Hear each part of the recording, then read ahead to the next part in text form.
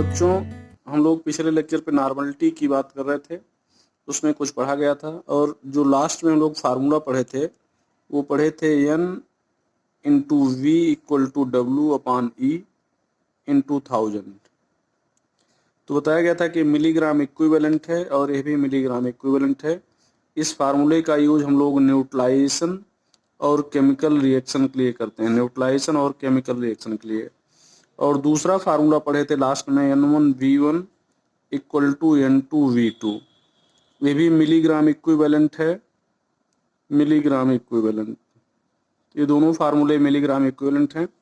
यहाँ पर इसका हम लोग यूज पढ़े थे न्यूट्रलाइजेशन के लिए, केमिकल रिएक्शन के लिए और डाइल्यूशन के लिए।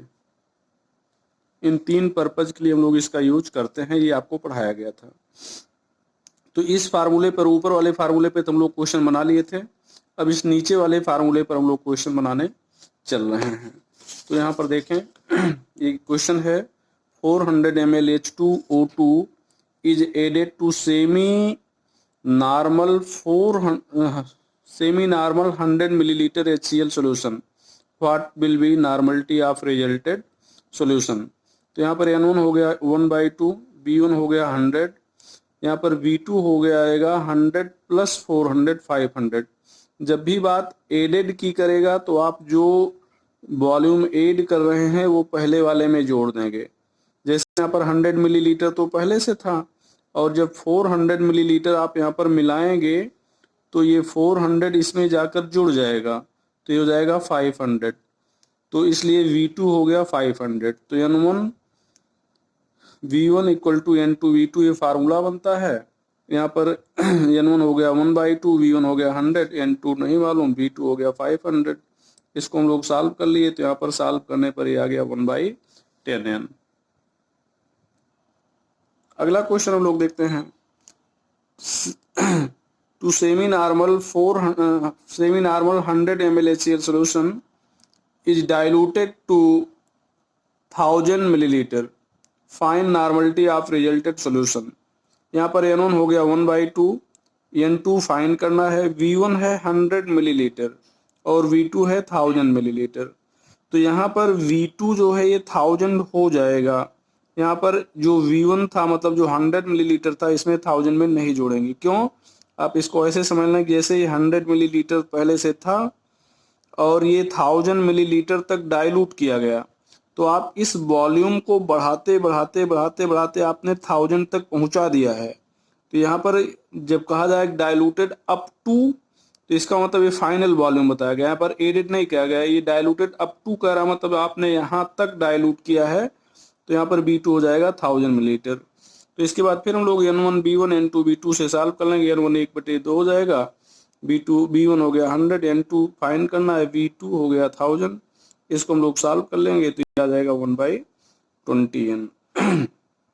अगला क्वेश्चन हो जाएगा, how many millilitre of H2O should added to semi normal 100 millilitre HCl solution so that its normality become 0.2n।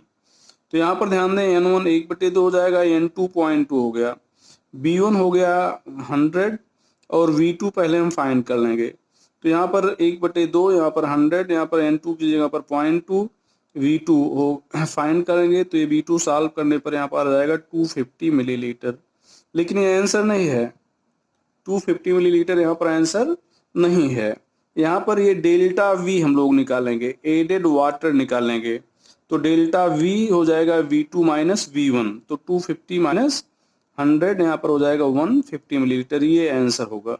तो जब भी एडेड वाटर कहा जाए तो पहले आप B2 फाइंड कर लें और B2 से V1 को सब्ट्रैक्ट कर दें, तब आपको एडेड वाटर पता चल जाएगा। तो यहाँ पर 3 टाइप के क्वेश्चन मिले। एक तो आपसे कहा गया कि इतना ऐड किया गया, तो जब कहा जाए कि इतना ऐड किया गया तो जो ऐड किया गया वो पहले से जो वॉल्यूम था उसमें जुड़ जाएगा। जब कहा जाए डाइल्यूटेड अप टू, तो इसका मतलब फाइनल वॉल्यूम आपको बता दिया गया है। ये कहा गया अप टू, इसका मतलब फाइनल वॉल्यूम बता दिया गया है। और जब ये एडेड वाटर पूछे तो इसका मतलब B2 फाइंड करके उसे B1 को आप क्या करेंगे, सब्ट्रैक्ट कर देंगे। अगला क्वेश्चन है, अब ये क्वेश्चन हम लोग न्यूट्रलाइजेशन पे देख रहे हैं। डाइल्यूशन पे 3 क्वेश्चन हो गए, अब न्यूट्रलाइजेशन पे 1-2 क्वेश्चन देखते हैं। How many millilitres of semi normal H2SO4 is required to neutralize देसी नॉर्मल 200 मिलीलीटर NaOH सॉल्यूशन। तो यहाँ पर N1 हो गया 1/2, V1 मालूम नहीं चूंकि सेमी नॉर्मल यहाँ पर पूछ रहा है कि इसका वॉल्यूम कितना होगा, V1 पूछ रहा है। V2 हो गया 200 मिलीलीटर और यहाँ पर N2 हो गया 1/10। तो फिर हम लोग ये N1 V1 N2 V2 यहाँ पर वैल्यू N1 की 1/2 रख दिए, V1 फाइंड करना है, N2 हो गया 1/10, V2 200 हो गया, तो V1 बराबर हो गया 40 मिलीलीटर। अगला क्वेश्चन भी न्यूट्रलाइजेशन पे है। To 1N 120 millilitre H2SO4 semi normal 100 millilitre NaOH is added and remaining H2SO4 is neutralized by 200 millilitre KOH. Find normality of KOH is used. तो यहाँ पर ध्यान दें बेटा, यहाँ पर H2SO4 क्या है, H2SO4 जो है ये आपका एसिड है। तो यहाँ पर आपको पिछले लेक्चर बताए थे जैसे H2SO4 आपका एसिड हो गया, यहाँ पर इसको न्यूट्रलाइज कर रहा है NaOH और इसको न्यूट्रलाइज कर रहा है, बचे हुए H2SO4 को न्यूट्रलाइज कर रहा है KOH। तो H2SO4 को न्यूट्रलाइज करना है NaOH और KOH, ये दोनों मिल के न्यूट्रलाइज कर रहे हैं।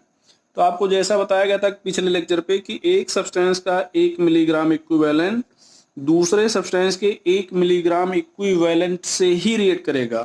तो इसका मतलब ये दोनों मिल के रिएक्ट कर रहे हैं और किससे रिएक्ट कर रहे हैं, H2SO4 से। इसका मतलब ये हो गया कि इन दोनों के मिलीग्राम इक्विवेलेंट H2SO4 के मिलीग्राम इक्विवेलेंट के बराबर होने चाहिए। तो वही चीज यहाँ पर लिख दिया गया है कि milligram equivalent of H2SO4 equal to milligram equivalent of NaOH plus milligram equivalent of KOH। यहाँ पर ध्यान दें मिलीग्राम इक्विवेलेंट, यहाँ पर NH2SO4 हो गया, ये H2SO4 लिखा गया है, तो NH2SO4 इंटू VH2SO4, ये BH2SO4 हो गया, इक्वल टू हो जाएगा NaOH into VNaOH plus NKOH into VKOH।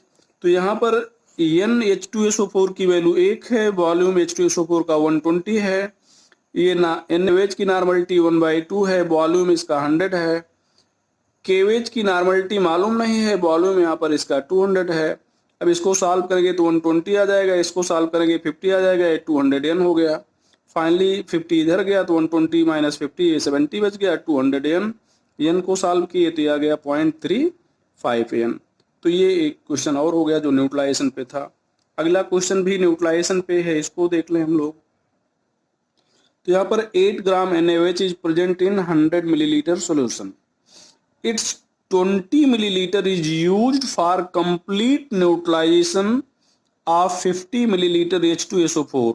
Find normality of H2SO4। तो यहाँ पर एक कंटेनर है जिसके 100 मिलीलीटर में 8 ग्राम NaOH है, दूसरे कंटेनर में 50 मिलीलीटर H2SO4 है। नॉर्मलिटी NaOH की भी नहीं मालूम है, नॉर्मलिटी H2SO4 की भी नहीं मालूम है। तो पहले हम लोग नॉर्मलिटी NaOH की निकाल लें। तो यहाँ पर W हो गया 8 ग्राम, B हो गया 100, इसका इक्विवेलेंट मास होता है 40। यहाँ पर normality equal to normality of NaOH equal to हो जाएगा W/E इंटू 1000/B। तो मास हो गया 8 ग्राम, यहाँ पर 40 से डिवाइड कर दिए, फिर 1000 से मल्टीप्लाई करके 100 से डिवाइड कर दिए, फाइनली इसकी नॉर्मलिटी हो गई 2N। अब यहाँ पर देखें ये मतलब H2SO4 जो है इसकी नॉर्मलिटी हम लोगों ने फाइंड कर लिया है 2N, ये 2N फाइंड कर लिए हैं। तो इसका मतलब यही न्यूट्रलाइज कर रहा है H2SO4 को। तो यहाँ पर NaOH की जो नॉर्मलिटी है ये 2N है, तो हम लोग कह सकते हैं कि N1 जो है ये 2 है और इसका 20 मिलीलीटर आपने निकाला है न्यूट्रलाइजेशन के लिए, तो V1 हो गया 20 और किसको न्यूट्रलाइज कर रहा है, H2SO4 के कितने मिलीलीटर को, 50 को। तो H2SO4 का ये जो वॉल्यूम हो गया ये हो गया V2 कितना, 50 मिलीलीटर, इसकी नॉर्मलिटी मालूम नहीं थी। तो अब इसको हम लोग यहाँ पर ला के सॉल्व कर रहे हैं कि N1 V1 equal to N2 V2, N1 हो गया 2, B1 हो गया 20 और N2 नहीं मालूम, B2 हो गया 50। अब इसको हम लोगों ने सॉल्व कर लिया तो हमारा आंसर आ गया 0.8 N, ये हमारा आंसर हो गया। अब हम लोग आगे बात करेंगे normality of mixture having either acid और बेस। मतलब हम लोग ऐसा मिक्सचर ले रहे हैं जिसमें केवल एसिड है या बेस है, मतलब दोनों नहीं होने चाहिए। तो यहाँ पर एक फार्मूला लिख दिया गया है, normality equal to N1 B1 N2 plus N2 V2 plus N3 B3, मतलब आगे भी है तो आगे भी so on, divide by V1 plus B2 plus B3। तो ये फार्मूला है। अब यहाँ पर हम एक ही क्वेश्चन के 3 पार्ट बनाए हैं। पहला है find normality of mixture having semi normal 100 ml HCl, penti normal 200 ml H2SO4, deci normal 300 ml HNO3। तो ये पहला पार्ट हो गया। इसी का दूसरा पार्ट है find normality of above mixture if it is diluted up to 1000 millilitre. और तीसरा पार्ट इसी का है find normality of HCl in mixture. तो पहला पार्ट देखें, पहले पार्ट में हम लोगों ने फार्मूला जो था सेम वही यूज कर लिया। यहाँ पर N1B1 plus N2V2 plus N3B3 divide by V1 plus B2 plus B3। तो ये फार्मूला हो गया। यहाँ पर हाफ इंटू 100, यहाँ पर प्लस 1/5 जो पेंटी नॉर्मल है इंटू 200, यहाँ पर तीसरा था 1/10 डेसी नॉर्मल इंटू 300, यहाँ पर 100 200 300। तो ऊपर सॉल्व किया गया तो ये 50 हो गया, ये सॉल्व किया गया 40 हो गया, ये सॉल्व किया गया 30 हो गया। तो टोटल 8 किया गया 120 डिवाइड बाई 60, ये फाइनली हो गया 1/5 N। तो ये हो गया पहला पार्ट। अब दूसरा पार्ट हो गया डाइल्यूशन वाला। देखें डाइल्यूटेड अप टू 1000 मिलीलीटर। तो यहाँ पर अगर देखा जाए तो N1B1 N2V2 प्लस N3B3 रहेगा। नीचे जो यहाँ पर 100 200 300 था, यहाँ पर फाइनल वॉल्यूम, मतलब फाइनल वॉल्यूम का मतलब जो ये 1000 मिलीलीटर तक डाइल्यूट किया गया है, ये फाइनल वॉल्यूम हो गया। टोटल वॉल्यूम अभी ये है। तो यहाँ पर हम लोग क्या कर रहे हैं, जो यहाँ पर लिखा गया था, यहाँ पर हम लोग फाइनल वॉल्यूम 1000 लिख दे रहे हैं। अब इसको सॉल्व करने पर आ जाएगा 0.12 N। तो ये दूसरे का आंसर हो गया। तीसरा आपको बता दिया जाए कि यहाँ नॉर्मलिटी ये लिखा गया NaHCl इन मिक्सचर, मतलब जो HCl है उसकी नॉर्मलिटी कुछ दी गई थी और दी क्या गई है, सेमी नॉर्मल। यहाँ पर सेमी नॉर्मल लिखा गया है, लेकिन ये सेमी नॉर्मल तब है जब वो मिक्सचर में नहीं अलग से है, प्योर है, तब उसकी नॉर्मलिटी सेमी नॉर्मल थी। जब इसको मिक्सचर में मिला दिया गया तो सीधे अगर आपको फार्मूला देखा बताया जाए तो जिसकी नॉर्मलिटी मिक्सचर में निकालना होगा उसकी नॉर्मलिटी इनटू उसका वॉल्यूम, मतलब जिसकी नॉर्मलिटी निकालना है उसकी नॉर्मलिटी और उसके वॉल्यूम को मल्टीप्लाई कर देंगे और टोटल वॉल्यूम से डिवाइड कर देंगे। ऐसा क्यों करेंगे, नॉर्मलिटी को वॉल्यूम से मल्टीप्लाई कर देंगे तो इसका मतलब उसका हो जाएगा मिलीग्राम इक्विवेलेंट, इतना मिलीग्राम इक्विवेलेंट। और ये टोटल वॉल्यूम मतलब कितने वॉल्यूम में है, तो number of milligram equivalent divide by volume of solution. तो ये हो गया 1/2 इंटू 100 और ये हो जाएगा 100 200 300। तो ये हो गया 50/300, इसका मतलब हो जाएगा 1/12N। तो ये तीसरे का आंसर हो जाएगा। इसी क्वेश्चन को आगे एक्सप्लेन किया गया है कि यहाँ पर HCl का कंटेनर था, यहाँ पर HNO3 का कंटेनर था, यहाँ पर H2SO4 का कंटेनर था। तो यहाँ पर ये HCl सेमी नॉर्मल रखा गया था। तो ये कंटेनर है तो चाहे छोटा हो चाहे बड़ा हो उसकी नॉर्मलिटी या उसका कंसंट्रेशन वही रहेगा, उसमें कोई फर्क नहीं पड़ेगा। ये सेम चीज HNO3 के लिए है, सेम चीज H2SO4 के लिए है।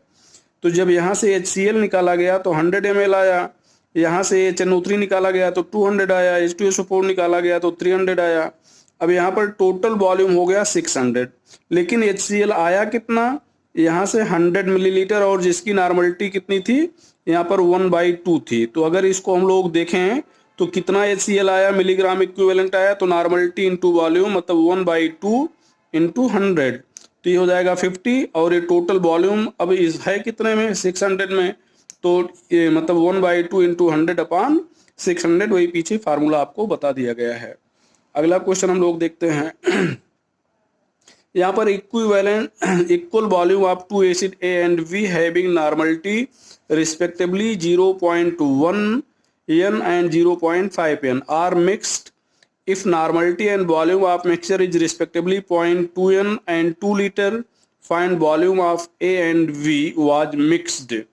तो यहाँ पर VA इक्वल वॉल्यूम है, इक्वल टू VB होगा, मान लिया जाए कि वॉल्यूम B था। यहाँ पर NA 0.1 N है, NV जो है 0.5 N है, मिक्सचर की नॉर्मलिटी 0.2 n है। यहाँ पर VA प्लस BB 2 लीटर है। यहाँ पर VA मान लिया जाता है कि V लीटर है, तो V plus BB equal to हो गया 2, VB इक्वल टू हो गया 2 माइनस V। अब यहाँ पर फार्मूला n मिक्सचर हो गया, NA plus VA sorry NA into VA plus हो जाएगा NV VB। यहाँ पर V अपान हो जाएगा VA प्लस BB।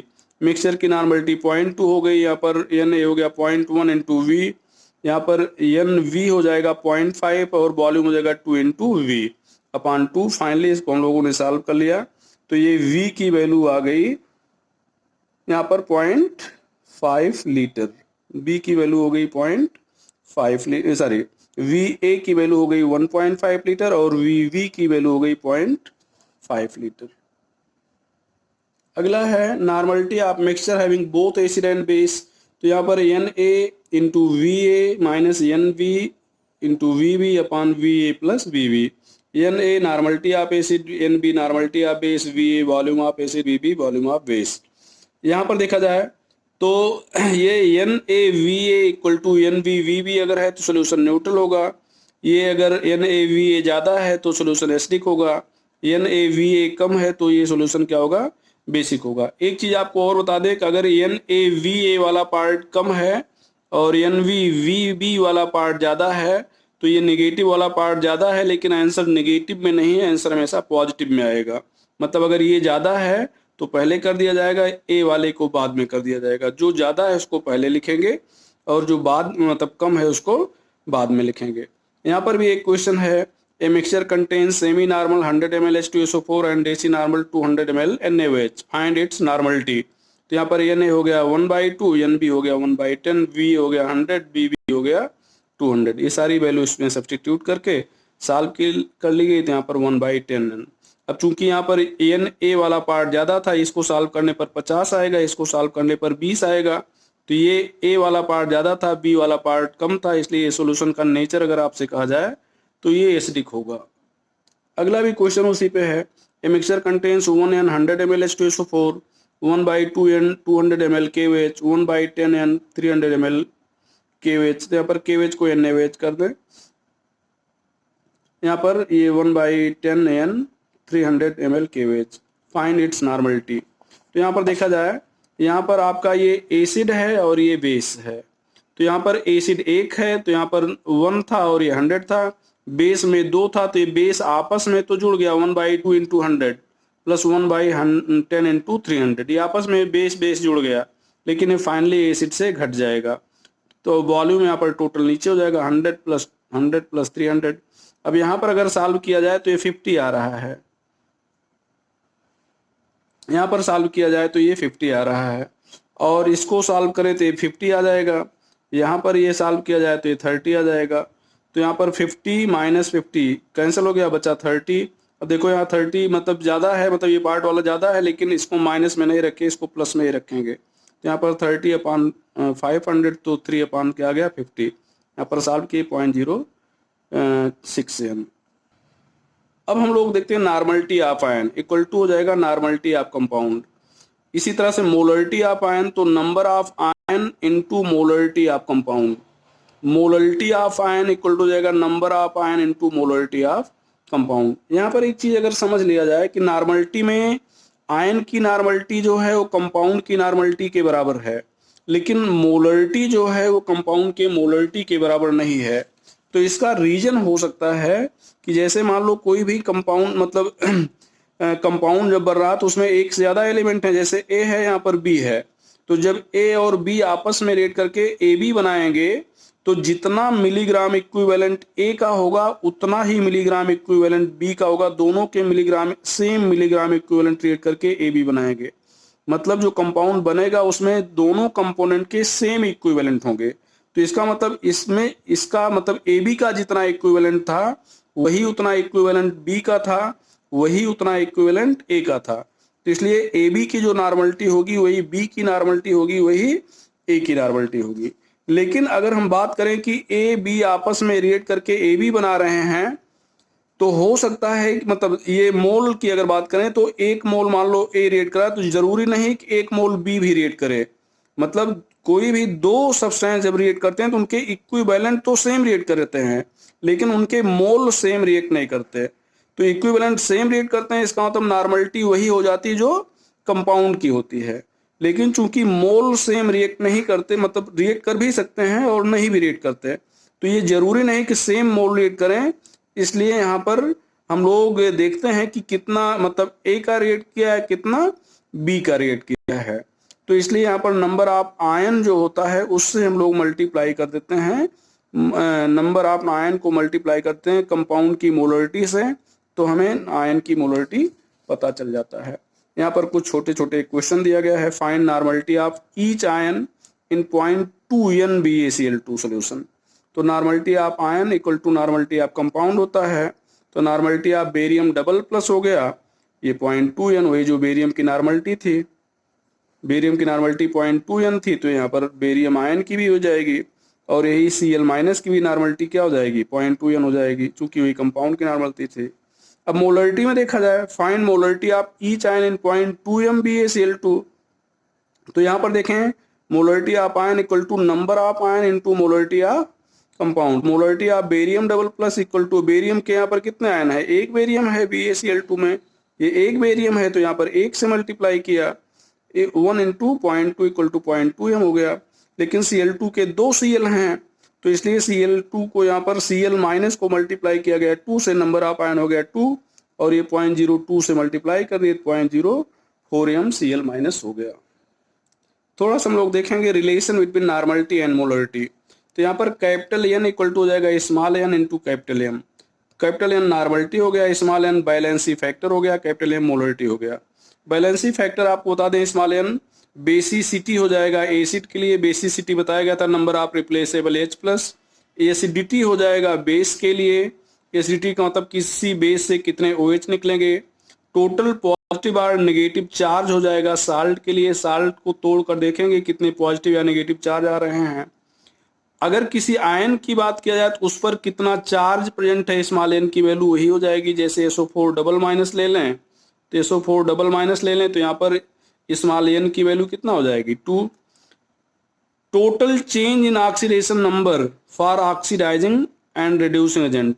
तो ऑक्सीडाइजिंग और रिड्यूसिंग एजेंट की अगर हम लोग बात करें तो ऑक्सीडेशन नंबर में चेंज कितना होगा, ये उसके लिए बात हो जाएगी। यहाँ पर एक क्वेश्चन है, find normality of following 0.2 M H3PO4, 0.2 M SO4 double minus, 0.2 M KMnO4। यहाँ पर पहला पार्ट, अभी H3PO4 ऐसे 3 H निकलेंगे, तो इसका मतलब इसकी बेसिसिटी हो गई 3। तो यहाँ पर 3 से हम लोग मल्टीप्लाई कर देंगे, 3 से मल्टीप्लाई कर दिए 0.02 को, तो यहाँ पर आ जाएगा 0.06 M। यहाँ पर 0.02 M SO4 में, तब यहाँ पर देखें स्मॉल n की वैल्यू हो जाएगी 2, चूंकि यहाँ पर 2 माइनस है तो 2 से मल्टीप्लाई कर देंगे। यहाँ पर चार्ज नहीं लेंगे, केवल वैल्यू उसकी लेंगे, तो यहाँ पर 2 से मल्टीप्लाई कर देंगे 0.02 को, तो हो जाएगा 0.04 M। अब तीसरे की बात करें 0.02 M KMnO4, तो यहाँ पर इस capital N equal to small n, यहाँ पर कैपिटल M, तो यहाँ पर n की वैल्यू हो गई 5। n की वैल्यू 5 क्यों, KMnO4 का आपको बताया गया था एसिडिक मीडियम में जो चेंज इन ऑक्सीडेशन नंबर है 5 है, बेसिक मीडियम में चेंज इन ऑक्सीडेशन नंबर 1 है, और न्यूट्रल मीडियम में चेंज इन ऑक्सीडेशन नंबर कितना है, 4 का है। तो यहाँ पर चेंज इन ऑक्सीडेशन नंबर 5 1, और यहाँ पर कितना होता है, 4 होता है। न्यूट्रल मीडियम में 3 होता है, न्यूट्रल मीडियम में 3 होता है, तो चेंज 3 का होगा, बेसिक मीडियम में 1 का, और एसिडिक मीडियम में 5 का, तो इसलिए यहाँ पर 5 से मल्टीप्लाई किया गया, तो मल्टीप्लाई करेंगे तो आ जाएगा 1.0 N। फैक्टर अफेक्टिंग नॉर्मलिटी को अगर देख लिया जाए तो फैक्टर अफेक्टिंग नॉर्मलिटी, ये 3 फैक्टर हैं, डाइल्यूशन, टेम्परेचर और प्रेशर। यहाँ पर फार्मूला होता है N equal to W/E into 1000/V। तो V का मतलब होता है वॉल्यूम या डाइल्यूशन, वॉल्यूम बढ़ाएंगे नॉर्मलिटी घट जाएगी, ये डाइल्यूशन। चूंकि चार्ल्स लॉ से हम लोग जानते हैं temperature is directly proportional to volume, तो टेम्परेचर बढ़ाएंगे वॉल्यूम बढ़ेगा, टेम्परेचर बढ़ाएंगे वॉल्यूम बढ़ेगा, वॉल्यूम बढ़ेगा नॉर्मलिटी घटेगी। और वॉयल्स लॉ से जानते हैं pressure is inversely proportional to volume, pressure बढ़ाएंगे वॉल्यूम घटेगा, वॉल्यूम घटेगा तो नॉर्मलिटी बढ़ेगी, मतलब प्रेशर बढ़ेगा, वॉल्यूम घटेगा और नॉर्मलिटी बढ़ेगी, तो इसलिए नॉर्मलिटी डायरेक्टली प्रोपोर्शनल हो गया प्रेशर के। तो आज की बात यहीं तक, अगली बात हम लोग नेक्स्ट लेक्चर में करेंगे।